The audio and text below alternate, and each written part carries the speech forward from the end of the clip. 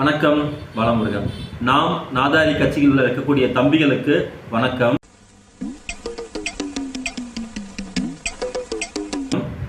வீடியோக்குள்ள போறதுக்கு முன்னாடி ஒரு சின்ன வீடியோ இருக்கு, பார்த்துட்டு வந்துருவோம். போடுற ஓட்டு அது எங்க வீட்டாண்ட தொண்டை முட்டை இருந்தது. தண்ணி எந்த கட்சிக்காரரும் எங்களுக்கு வந்து ஹெல்ப் பண்ணல. அவர் தான் இப்ப குத்தாரு. இதான் எங்களுக்கு பருப்பு இவர் குத்தாரு. கண்டிப்பா இவருக்கு நாங்க போடுவோம். நரசிம்ம நகர் பாரு பிரிச்சு கண்டிப்பா நாங்க போடுறோம். அவருக்கு இந்த வாட்டி கண்டிப்பா அவருக்கு நாங்க போடுறோம். கண்டிப்பா செய்யறோம். எங்க வீட்டுக்காரங்க காவலை இறங்கி செத்தாரு. அது கூட எந்த கட்சிக்காரும் ₹1 கொடுக்கல. யாரும் எதுவும் செய்யல. அவர் செத்து 2 வருஷம் ஆகுது. எந்த உதவியும் கிடையாது. எந்த ஹெல்ப்பும் யாரும் பண்ணல. கண்டிப்பா இவருக்கு நாங்க போடுவோம். கண்டிப்பா சரி. அவங்க கூட எதுவும் செய்யல சார். வந்து பார்த்தாங்க கொண்டாங்கன்னா பாதியில இறந்துட்டாரு. அப்படி நாங்க எந்த ஹெல்ப்பும் கிடையாது. எங்களுக்கு யாரும் எதுவும் செய்யல. நான் 2 வருஷமா நான் ஒண்டி அந்த கஷ்டப்பட்டு இருக்கிறேன். கண்டிப்பா போடுவேன். எல்லாரும் மழை தண்ணில இறங்கி நடந்து வந்து நலத்திட்ட உதவிகளை பண்றாங்க. அது நிறைய வீடியோ நம்ம பார்த்திருப்போம். ஆனா இந்த சார் இருக்காரு பாருங்க, சீமான் சார் 4 போட்ல வர்றாரு. அட்லாண்டிக் பெருங்கடல்ல வர்ற மாதிரி 4 போட்ல வர்றாரு. அந்த 4 போட்டு நிறைய நலத்திட்ட உதவிகள் இருக்கான்னு பாத்தீங்கன்னா காலி போட்டா வருது. அதுல 3 போட்டு இந்த சீமான் சார நல்லா கேமரால படம் பிடிக்கிறதுக்கு க்ளோஸ் அப், லாங் ஷாட், பள்ளி இழுக்கிறது, தலை கீழ இருந்து மேல எடுக்கிறது, மேல இருந்து கீழே எடுக்கிறது, எல்லா டிசைனா போட்டோ எடுக்கிறதுக்கு 3 போட்டோகிராஃபர். இவர் மட்டும் நல்லா மணி ஆடிட்டு நஞ்ச வடச்சு நின்னுக்கிட்டு அங்க சின்னோடு மூட்டையில இருந்து பிளாஸ்டிக் பையை பயன்படுத்த மாட்டோம்னு வாய்கிளிய வெளியில பேசின இந்த சீமான் சாரு பிளாஸ்டிக் பையில இந்த முடுக்கான பொருளை கொண்டு போட்டுட்டு இந்த வாங்கிக்கமா, இது எல்லாத்துக்கும் பிரச்சனை யாரு, இது எல்லாத்துக்கும் காரணம் யாரு, இந்த காரணத்துக்கு திராவிட கட்சிகளும் அவர்கள் வச்சிருக்கக்கூடிய இந்த கட்டமைப்பு தான் காரணம். நான் வந்தேன்னா உடனே கீழே இருக்கிறது மேல தூக்கி காட்டிடுவேன், கீழே அவ்வளவு தண்ணியை கீழே வடிஞ்சு போயிடும், அதனால போட்ட போட்டுருமா அப்படி சொன்னா இதை விட ஒரு பொறுக்கித்தனம் வேற எங்கேயாவது இருக்க முடியுமா? இந்த வெட்டு புலியா இல்ல அந்த செத்த எலியா, பாலா சரக்கா? அதுவும் சாவு வீட்டுல வந்து ஓட்டு கேட்கிற மாதிரி ஒரு எச்சத்தான் வேற ஏதாவது இருக்க முடியுமா? அவன் தண்ணியில குளிர் காஞ்சு போய் நனைஞ்சு போய் தீஞ்சு போய் உட்கார்ந்து இருக்கிறான். அவனுக்கு 2 பிஸ்கட் பாக்கெட்டை கொடுத்துட்டு உன்னோடைய பிணந்தனக்கூடிய அரசியலை பண்ணுவதற்குரிய கேடுகட்ட எச்ச வேலையை இந்த இடத்துல வந்து செய்யறேன்னா நீ யாருக்கானவன்? இது எவ்வளவு மோசமான ஒரு கொடூரமான ஒரு செயல்ங்கிறது பாவம் அந்த மக்களுக்கு தெரியாது.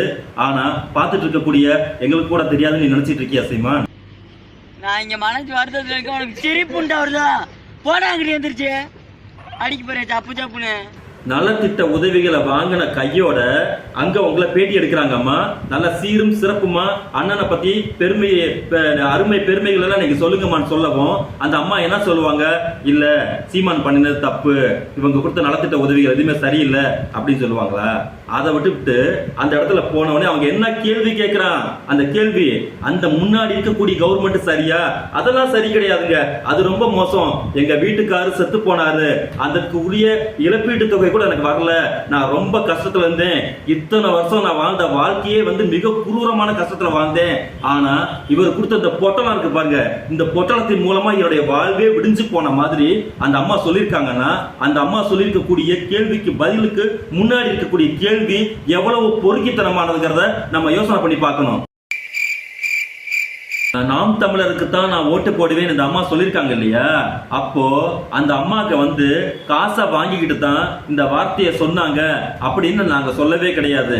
ஏன்னு கேட்டீங்கன்னா நீங்க காசு கொடுக்கக்கூடிய இடத்துல நீங்க கிடையவே கிடையாது. மாறா காசு சில்லறை அடிக்கிறதுல மட்டும்தான் உங்களுடைய குறிக்கோள் அப்படிங்கிறது எங்களுக்கு மட்டும் இல்ல உலகத்துக்கே தெரியும். அதில் நான் சக்கரவர்த்தியடா. எந்த இடத்துல மழை பெய்யுது, எந்த இடத்துல இடி விழுகுது, எவன் வீட்டுல இலவு விழுகுது, எவன் வீட்டுல வந்து வறுமை இருக்குது, யார் இங்க சோத்துக்கு இருக்கிறான், யார் இங்க பிச்சைக்காரனா இருக்கிறான், எதை பத்தியுமே கவலை இல்லை. அந்த இடத்துக்கு நீ போய் ஒரு காலை வச்சேன்னா பின்னாடியே ஒரு லேபிள வைப்ப, அதுக்கு பேர் தான் திரள் நிதி கொடுங்கள் உறவுகளே. எங்க பார்த்தாலும் உங்களுக்கு ஒரே நோக்கம், பணம் அடிக்கிறது மட்டும்தான் ஒரே ஒரு நோக்கம். காசு கொடு, காசு காசு கொடு, காசு காசு காசு கொடு, காசு காசு கொடு, காசு காசு காசு கொடு, காசு காசு. நீங்க என்ன சொல்றீங்க? எல்லாரும் கேட்பாங்க, ஏயா மற்றவங்க யாருமே பணம் வசூல் பண்ணலையா, இவங்க பண வசூலிக்கிறத மட்டும்தான் நீங்க குறையா பேசுறீங்களா அப்படின்னு நீங்க கேட்கலாம்.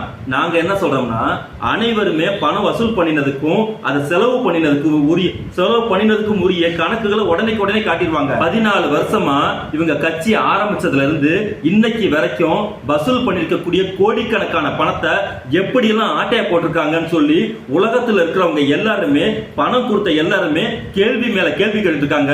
ஒரு பதில் கூட சொல்லாம அடுத்து எப்ப பார்த்தாலும் ஏதாவது ஒரு பிரச்சனை வந்தா கொஞ்சம் கூட வெக்கமே இல்லாம திரள் நிதி கொடுங்கன்னு சொல்லி போர்ட மாற்றத்துல மட்டும் மிக தெளிவா இவங்க இருக்கிறானுங்கன்னா இவங்களுடைய நோக்கம் அவங்களுக்கு வந்து பொது தொண்டு ஆற்றுவதில்லை, அதுல இருந்து எவ்வளவு வருமானம் வருது அப்படிங்கறத மட்டும்தான் இவங்களோட நோக்கமா இருக்கே தவிர உண்மையான பொது தொண்டுங்கிறது நோக்கமே இவங்களுக்கு கிடையாது.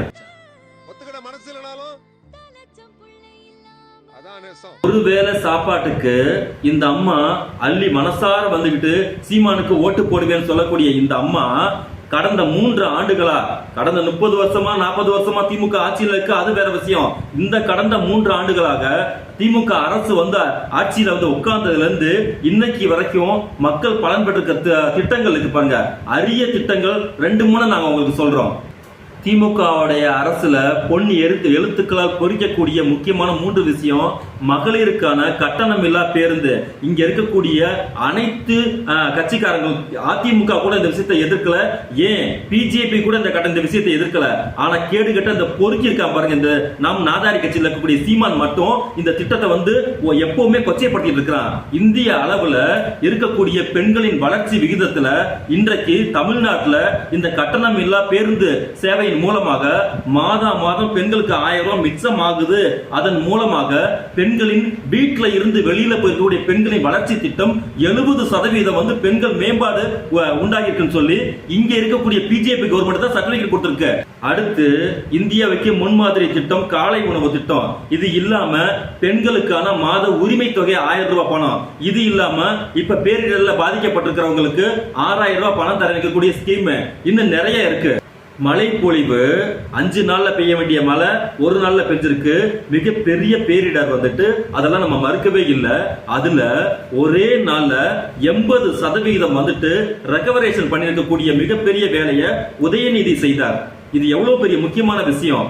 எத்தனை கோடிக்கணக்கான அந்த உணவுப் பொருட்களை அவங்க போன் பண்ணின அடுத்த நிமிஷமே இரவு பகல்னு பார்க்காம உடனே கொடுத்து ரெக்கவர் பண்ணிருக்கக்கூடிய விஷயத்தை யாருமே வெளியில சொல்லல. வெளியில சொல்வதற்கு இவங்க அனுமதிக்கல. அவங்களுக்கு உடனடியா மக்களுக்கு தேவையான பணிகள் மட்டும் போய் சேரணும், நம்ம விளம்பரம் பண்ண வேண்டாம்னு சொல்லி திமுக கவர்மெண்ட்ல இருந்து ஒரு ஆர்டராக வச்சிருக்காங்க. ஏன்னா எக்ஸ்போஸ் பண்ணிட்டு இருந்தேன்னா இது வந்து இந்த நேரம் எக்ஸ்போஸ் கிரெடிட் எடுக்கக்கூடிய நேரம் இல்ல, அதனால அவங்களுக்கு செய்யுங்கன்னு சொல்லிட்டு இதெல்லாம் பெருமையா? கடமை, ஒவ்வொருத்தருடைய கடமை. அதே மாதிரி ஒரு துக்கமான விஷயம் என்ன கேட்டீங்கன்னா, பள்ளம் மிகுந்த பகுதியில வந்துட்டு இன்னும் நீர் வடியாம இருக்கு, அதுல மாற்று கருத்தே கிடையாது. இப்ப அவங்களுடைய பார்வை அவங்க அந்த பக்கம் திரும்பி இப்ப நெய்வேலியில இருந்து கொண்டுட்டு வந்து மிகப்பெரிய ஜெனரேட்டர்லாம் வச்சு தண்ணீரை எடுக்கக்கூடிய வேலையை செஞ்சுட்டு இருக்காங்க. ஆனா அந்த இடத்துல யாராவது இந்த விஷயத்தை வந்து பேசியிருக்காங்களா? யாராவது இந்த மாதிரி வந்து வீடியோ போட்டிருக்காங்களா? யாராவது வந்து இனிமே இதை வச்சு ஓட்டு அரசியல் பண்ணிருக்காங்களா? ஆனா அத்தனையுமே செய்யக்கூடிய ஒரு கொடூரமான ஒரு வேலையை இந்த சீமான் தொடர்ச்சியா செஞ்சுட்டு இருக்கா. அப்படி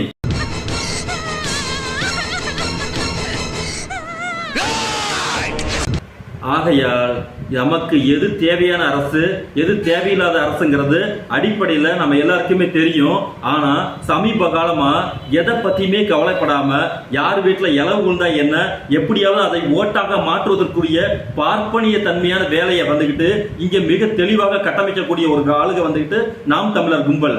அதனால உங்களுடைய எலெக்ஷன்லயும் உங்களுடைய வாக்குச்சீட்லயும் எந்த இடத்துலயாவது விவசாய சின்னம் இருந்துச்சுன்னா அதை தெரிஞ்சோ தெரியாம கூட நீங்க அது மேல கை வச்சிடாதீங்க. சீமான் பல மேடையில சொல்லிருக்கா, அப்படி நான் நாட்டுக்கானவன், ஓட்டுக்கானவன் கிடையவே கிடையாது அப்படின்னு சொல்லிட்டு நாங்க பல தடவை சொல்றோம், இவன் ஓட்டுக்கானவன் தான், நாட்டுக்கானவன் கிடையவே கிடையாது.